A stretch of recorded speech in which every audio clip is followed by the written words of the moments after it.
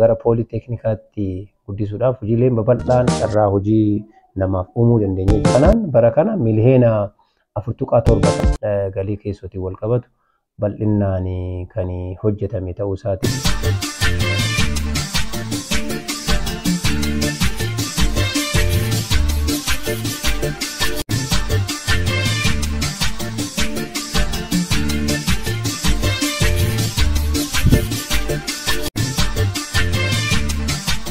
Kan kiyya Faqee Hajii jedhama.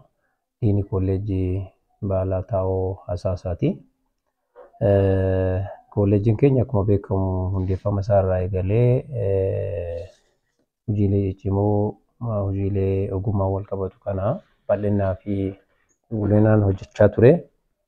Akkuma beekamu bara 1994 kolleejjiin kun kan hundeeffame. Yeroo hundeeffame irraa eegalee hanga ammaatti ogummaalee garaagaraa tiin leenjii qulqullinaa fi ga'umsa qabu barattootaaf kennaa ture. Barattoonnis carraa kanatti fayyadamuudhaan baay'een isaanii carraa 3 keessa darbanii carraa gurguddaa argataniirani jechuudha.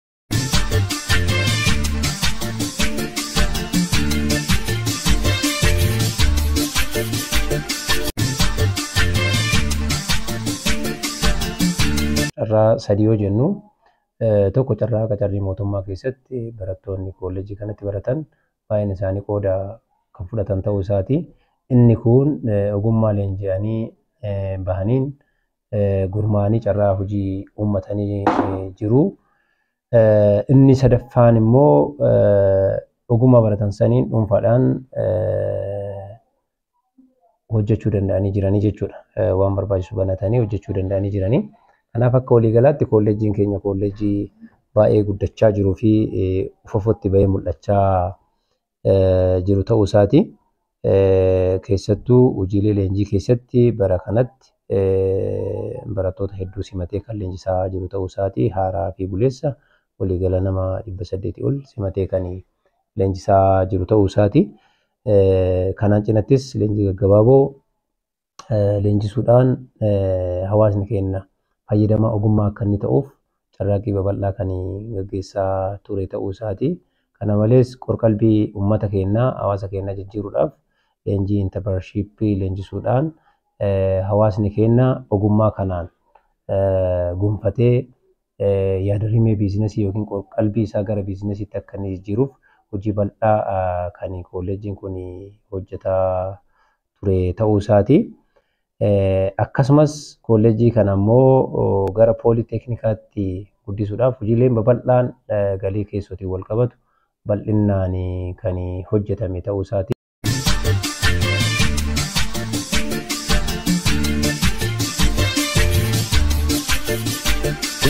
Hojiin kun galii keessoo galchuu qofa osoo hin taane muuxannoo hawaasa keenyaaf, qotee bulaa keenyaaf, hawaasa jiraataa naannootiif akka ta'utti kan hojjetame ta'uu isaati.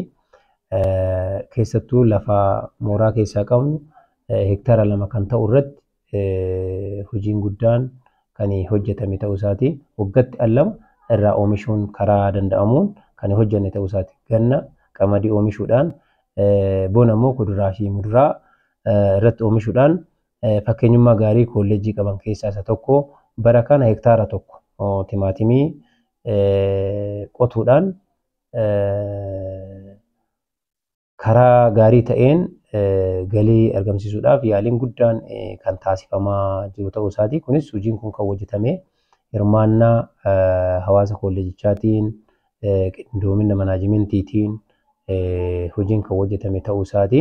Kana malees hektaara 1 irratti immoo dinnicha karaa baay'ee adda ta'een kan hojjetame ta'uu isaati jechuudha. Hojiin kun hojii leenjii idileetiin cinatti kan hojjetame jechuudha. Hojii galii keessoo guddisuu kolleejjiin tokko leenjii qulqullinaa fi ga'umsa kennuudhaaf bal'inaan galii keessootiin of cimsuu danda'uu qaba jechuudha. Galii keessootiin of hin cimsu taanaan leenjii san milkeessuu hin danda'u, karaa guutuu ta'e milkeessuu hin danda'u waan ta'eef jalqaba qulqullina leenjii eeguudhaaf of humneessuu qaba jechuudha. Akka inni ofii humnaa of immoo yaada adda addaa maddisiisuudhaan proposal hojjechuudhaan kolleejjii keenya lafa teessu irratti waggaatti yeroo lamarraa oomishnee galii guddaa argamsiisuu dandeenyee jirra. Bu'uuruma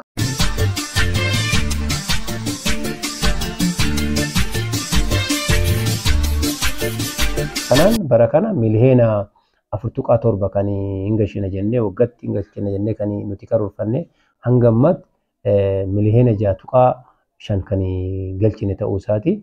Waliigala galii keessootiin kolleejjiin keenya milkaa'ina guddaarra kan jiru ta'uu isaa gabaabsee ibsuu barbaada jechuudha.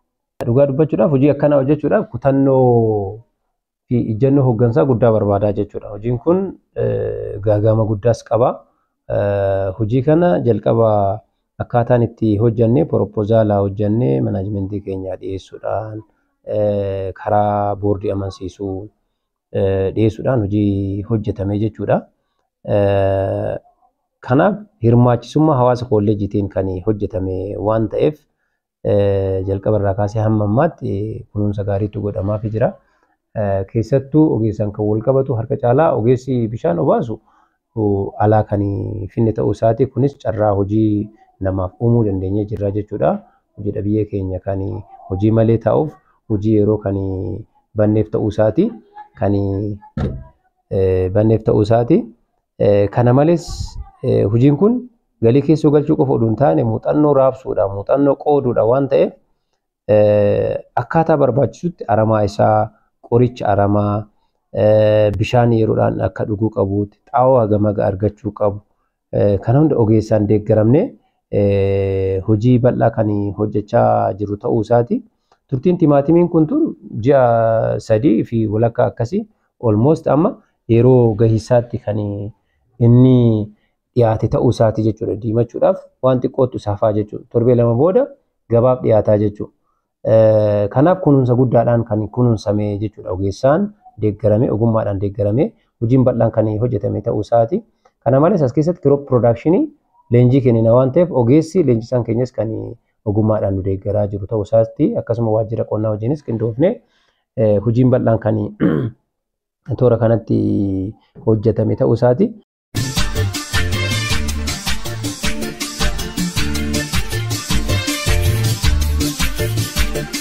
Timaatimii kana oomishuu qofa oduu hin taane almost yeroo oomishni keenya ga'utti gabaa naannoo kanaa tasgabbeessuu dandeenya jechuudha. Guutumaan guututti gabaa naannoo kanaa tasgabbeessuu dandeenya. Bara darbees akkan oomishuma akkanaa kana qonnee lafti haganan ga'u ji'a 2 gabaa gadabii kontirool goonee jirra jechuudha yookiin to'annee jirra. Timaatimiin kan dhufu yookaan Awaashirra yookaan Hawaasaa irraa dhufaa jechuudha. Fageenya irraa deemee timaatimiin dhufu immoo gatiin isaas ol ka'aadha jechuudha. Nuti immoo asuma asitti kan dhiyeessinuu fi hawaasa keenyaaf faayidaa guddaa kan buusu ta'uu isaati.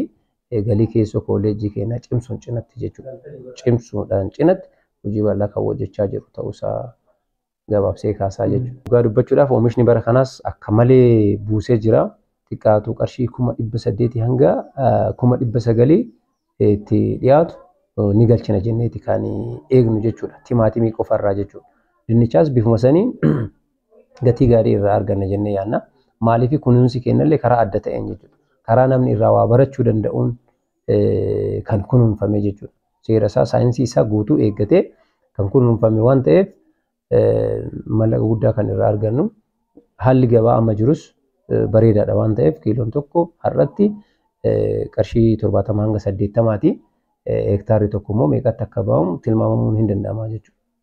Akka waliigalaatti wanni akka dhaamsaatti an dabarsu yoo jiraate tokko hawaasni kolleejjii keenya akkaatuma amma kutannoodhaan qabatee hojii kana hojjechaa jirutti itti fufee jijjiiramaaf hojjechuu akka inni danda'u dhaamsa dabarsuu barbaada. Itti aansee hawaasni aanaa keenyaa kolleejjiin isaa hojii bal'aa fi guddaa muuxannoo biyyaaf ta'u as keessatti akka inni hojjechaa jiru armaan duras quba qaba. Ammas kolleejjii kana cinaa dhaabbatee kolleejjii kana fayyaduudhaaf yaaluu danda'uu qaba. Keessattuu leenjifamtoonni gama keenya dhufanii barattoonni kutaa 12 xumuran hundinuu dhufanii ogummaa barachuu danda'uu qaban dhaamsa jedhu qaba. Jiddugalli keenya jiddugala ogummaati waan ta'eef as dhufanii nu bira oolanii ogummaa gonfachuu danda'u qabanii kan jedhu dhaamuu barbaadaa jechuudha. Karaa biraatiin ejjennoon manni keenya qabu ejjennoo mootummaa ta'uu isaati. Inisheetiivii mootummaa karaa ifa ta'een karaa ga'umsa qabuun hojiirra oolchuudhaaf tattaaffiin guddaan nyaata kiyya booroo kiyya keessa kan jedhu ejjennoo muummicha ministeeraa san lafa qabsiisuudhaaf boqonnaa tokko malee kan hojjechaa jiru ta'uusaa gabanumaa cibsee ibsuu barbaada jechuudha.